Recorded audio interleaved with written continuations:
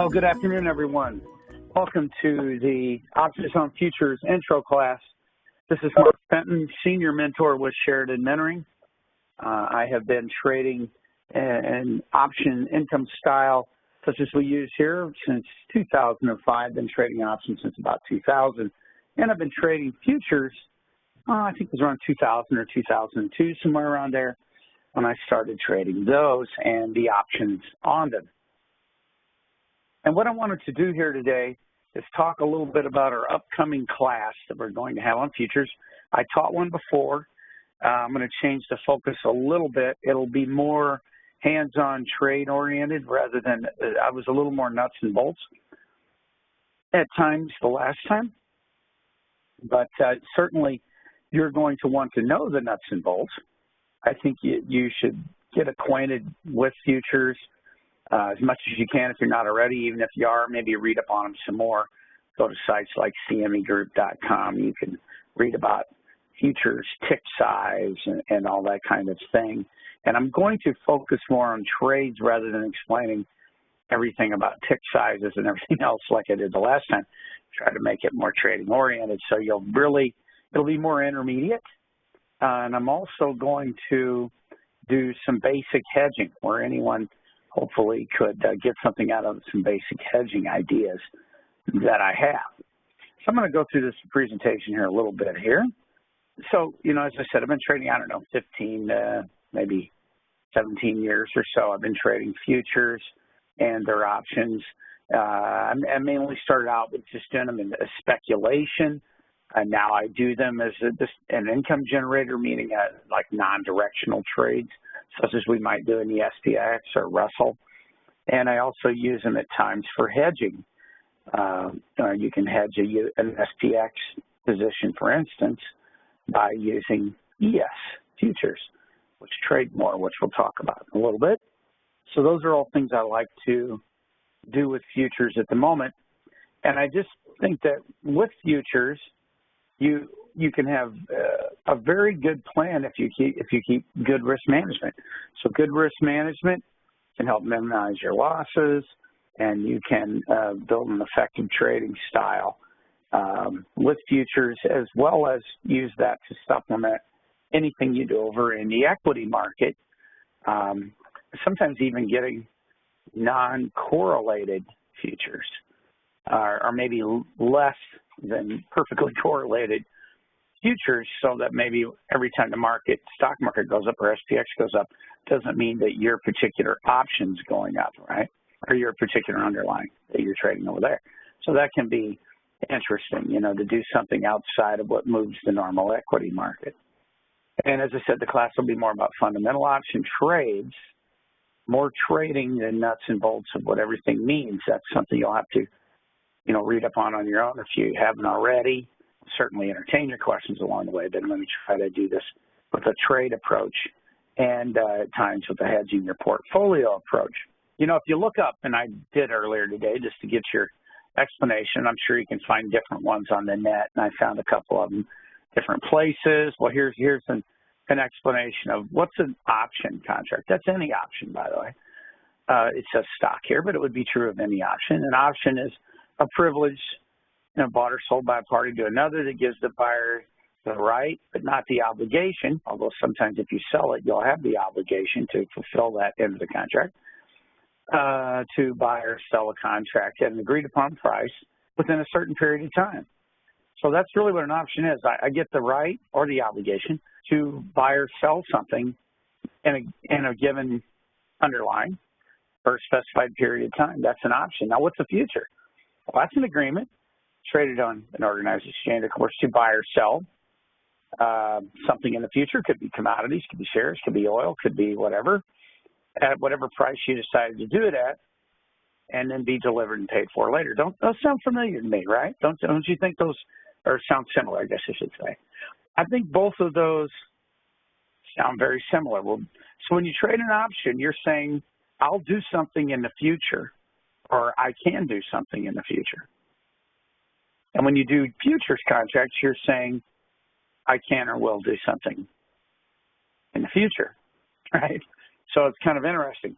So when you trade options on futures, you're kind of getting the option on an option in a sense. I think that's kind of interesting. But like I said, you can go to Investopedia. It's another place to start learning some basic terms, too, for those who don't. Say, well, Mark, why do this in the first place? Well, the reasons to trade futures have only gotten better over the years. When I did this class a couple of years ago, I gave reasons, and I think some of them are here, but the reasons are even stronger, and I'll tell you why. Of course, there's better leverage in the futures. They don't charge you right out of your account, the full margin on whatever you're trading. Now, make no mistake, you're on the hook for your entire risk. You got to be careful with futures. You got to understand that futures, you can actually lose more than what's in your account. When you put on a trade in the options market, that's not true. In the equity market, if you have a regular Reg T account, they hold the amount of money that's the most you can lose out of your account. Some brokers even more. In a futures account, you don't get charged it, but you're on the hook for it, and it could be more than you even have because futures margin goes up if your trade gets in worse conditions. So, it's very neat, high leverage, great thing to use. There's a little something you need to know about it there, though. And liquidity, some of these futures, bonds, ES, the liquidity is enormous. What's liquidity mean? Liquidity means it's easier to buy and sell and get out of things, right? You go to the store and there's 1,000 loaves of bread, or if there's one loaf, it's going to be a lot easier, isn't it? With 1,000 loaves to be able to bulk out of there one at a reasonable price. And another thing about futures is a lot of them, which has made things better over the years. This is another thing. This is what I'm talking about when I said better. One of the things is they trade nearly 24 hours a day, Monday through Friday here in the U.S., sometimes 22 and a half hours a day. So what does that mean for you? That means that you have less gap risk, right? What's gap risk? When you get up in the morning, maybe you have a position on in the SPX and it moves 10 points at the open. Well, you had a position on, you can't defend yourself at the open, can you? It just goes, and if it's against you, it's against you. So anything that happens between the close of the day before, and the open the next, you could be caught in a gap situation if some big news event comes out. Every first Friday of the month, we have the non-farm payrolls an hour before the equity market opens. And what's it do? It can move the market and make it move, several points before it even opens, and you're hitting what we might call an air pocket. So when something trades more often, in some of these markets nearly 24 hours a day, it's harder for them to gap risk. If something happens at 10 o'clock at night, you can go to your computer and defend yourself. You can't do that in SPX. So liquidity is good, and leverage is great, and your access to the market, both day and night, is good. Sometimes I've told this, I have students who trade who are in other parts of the world, Australia, Singapore, wherever, or maybe you're sleeping when the market's open. Our market, U.S. stock market. Sometimes the futures market can be your best choice because then you can trade and analyze it during the day when you're awake, still defend yourself at night if you wanted. And once in a while people go, wait a minute, I don't like it being open. I'd rather it be closed like SPX is. Well, let me tell you, closed doesn't do anything for you, right? And when it closes today at 4 o'clock Eastern in the U.S., and it's going to open tomorrow at 9:30, and overnight, if anything happens, you can't do a thing about it if you have an equity position. But if you have a futures position, say I had the ES on, I could do something about it. And so you have more ability to defend yourself in something that trades more often than you do in something that only trades a more finite period. Any questions on that? Why are commissions for futures typically greater than non-futures, for example, U.S. Commons? I am not sure why they charge more to trade them per contract. I agree with that. No, I think there's something I do pay more for futures contracts. Like I said, the risk to the brokerage is there. They use computers to prevent you from people from really taking a brokerage down in futures. They watch your positions for you, but I'm not exactly sure why they charge more. It might be the commissions fees or whatever. And Thomas was talking about overnight spreads are not the same. But yes, some points overnight or in the evening, Sure, the ES is not going to be as liquid, and you might not have as good of execution. But I'll tell you what, I've gotten up, the market opens at 8:30 my time here, Central in the U.S., and I've traded futures in the evening, later in the evening. I've traded futures at 4 o'clock in the morning and had good liquidity. So there may be a little liquidity, gaps or not so good at certain parts of the day when it still is open overnight or whatever. But still, they can be pretty good. You can get up at 4 in the morning in the U.S. and futures are just trading right along. Oil, which is, talk about here, some of the futures we're going to cover in this class. But oil is infinitely more tradable than it was when I first traded it 15 years ago or so. You aren't going to the floor and begging a guy to fill an order every time. You got your electronic trading, much more liquid, much more trading going on. I've traded butterflies in the crude market we'll talk about pretty successfully, and it's, you can get in or out of these things so much easier than you used to be able to do. So in this futures class, I'm going to cover crude oil. I'm going to cover the E-mini. I'll cover 10 and 30-year Treasury note, 10-year, and the 30-year Treasury bond. We'll talk about trading those things. We'll talk about a little about what could move them and that kind of things. And I'm going to touch on soybeans. This is my favorite ag to trade. And we'll talk a little bit about that, which the soybeans are more tradable in options in particular than they used to be also. But I would say out of all of these, it's probably the hardest to trade, but we'll talk about it. We'll talk about different things that you can do. Now, you can ask questions here still along the way. I'm going to just talk about one trade. This is a little example trade. I'm going to talk about a little bit of trade, a little trade here today, notes versus bonds. Oh, notes versus bonds. No, I haven't done that. I've seen it around, but I haven't done it. I usually trade them independent of each other. I know people do that. I'm not a big pairs trader. The closest thing I get to that is I do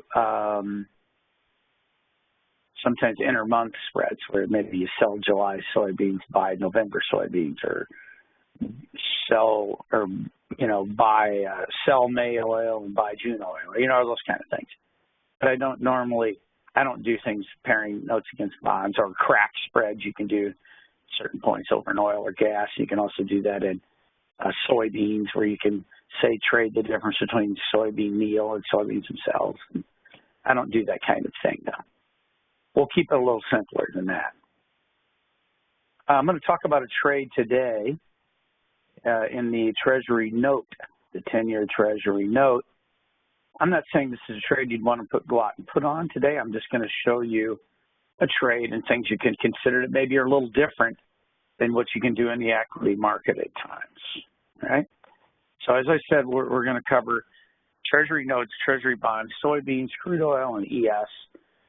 It might be other things, the euro, dollar, just those can be fine futures, and maybe you can apply some of what I say to those. I don't know, but I won't be covering those. Okay, so let's talk about this trade a little bit. I'm going to share my desktop here real quick. You should be seeing it here. It's just a little chart of the ZN, or the September future in the 10-year note. And we haven't really had all that much movement, 124 up to 126 in this particular one, kind of loping along here, getting once again up towards a little toppy. And this is what I was talking about, where you might do these things a little bit of speculation. I'm going to move this over here where I can see you guys if you ask me a question. So you can do a kind of trade I'm going to talk about today. Going out, and you always got to make sure, of course, that whatever options you're trading, in this case, I'm going to trade the July options, 38 days to expiration here. Tells you right here that's trading off this /ZNU7, which is right here. So you see the difference? If I just said I'm going to trade off the most active contract, by the way, that would be June, that's actually trading at 125.18. But if I tried to do July options against it, I'd actually be doing it an option. July is actually trading off the September contract, which is at 125.07. So it's always pays to know what you're trading, right?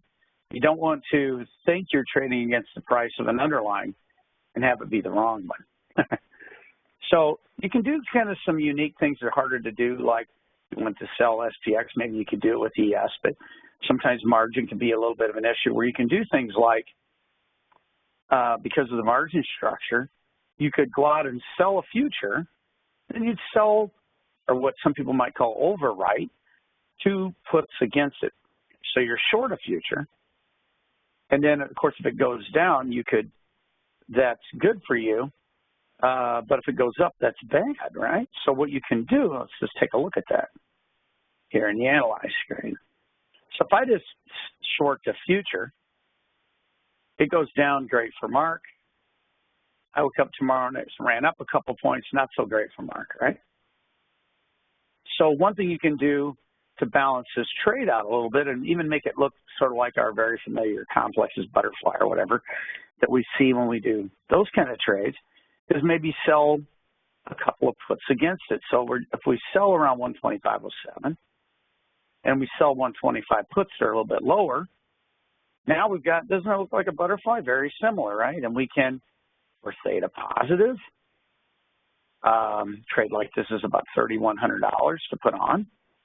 You can make a pretty decent return, right? And you're good all the way down to, look at this trade. I'm good all the way down. If I didn't do a thing to protect myself, of course, I'll teach you some adjustments. You'd be good down to the 103.10 area, or all the way up ultimately to the 126.20 area. So really, let's look at this again. You would really be, there's one, can it get down in that area? When's the last time it's even been in that area? It's pretty far back, isn't it? Back in March, since it's been to the low end of our spread. And it's been, of course, up in the 126 area more recently. So what you have is a spread that encompasses a lot of the recent trading. It is, in a sense, yeah, you're short a straddle in a sense, right? Because not completely, because if it, you know, it depends on how you do the straddle. It is a modified in a way. So if it goes up too far, my short future hurts me more than the 2 options I sold for 48 ticks a piece help me. And if it goes down too far, well, the 2 short puts I've sold are going to overwhelm the 1 short contract I had helping me on the way down, right? So this is the kind of thing that we'll talk about. We'll talk about regular butterflies, maybe some iron condors, maybe even some calendars over in the futures market with different futures that we're going to use, different underlyings. I'm not sure what to tell you as far as graphs, Tom, on this. If you can't get a future, think or swim or TD Ameritrade, even a paper account, I'm not sure how you can do that graphically. I wouldn't know what software to recommend to you. Search says, Mark, do you toss your futures options? What commissions do they charge? It can be negotiated. They're around $3 a contract. But it is something that sometimes bonds don't move exactly with the future, with the equity market. Sometimes they'll get in a habit where they do or they don't. But it can be a little non-correlative, and it can be not. In general, bonds, of course, are going to go up whenever the market goes down and vice versa. But so this is the kind of thing I like to try to do more of in the futures market, making use of the future itself and still coming up with a theta positive trade. And we'll talk about ways to protect yourself in this. There's ways you certainly should protect yourself in this. I'll get into that in the class, using alerts, using stops, all these things that I'll show you how to better do your risk management in different trades, because certain things about futures make risk management easier. Is selling futures the same as selling options? Are you restricted in accounts the same way brokers restrict from selling? I don't think in a futures account you have to be approved for it separately, Scott. And I think if they approve you for that, they're going to approve you to the extent you have money to handle the what they call the span margin, or that futures margin, which is a little less than normal. If one not due naked a short option, can we just go long futures and long 2 puts? You could do all different things, Barcott. You know, there's a million ways to skin a cat. We're going to get into that more in the class. Alternatives, ways to do different things. Certainly you can do things like verticals if you can't sell naked, right? You'd sell and then buy further out and vice versa, whatever. We'll talk about verticals. We'll talk about butterflies. We'll talk about this kind of straddle type trading. There are certain instruments you can do as a weekly trade and toss.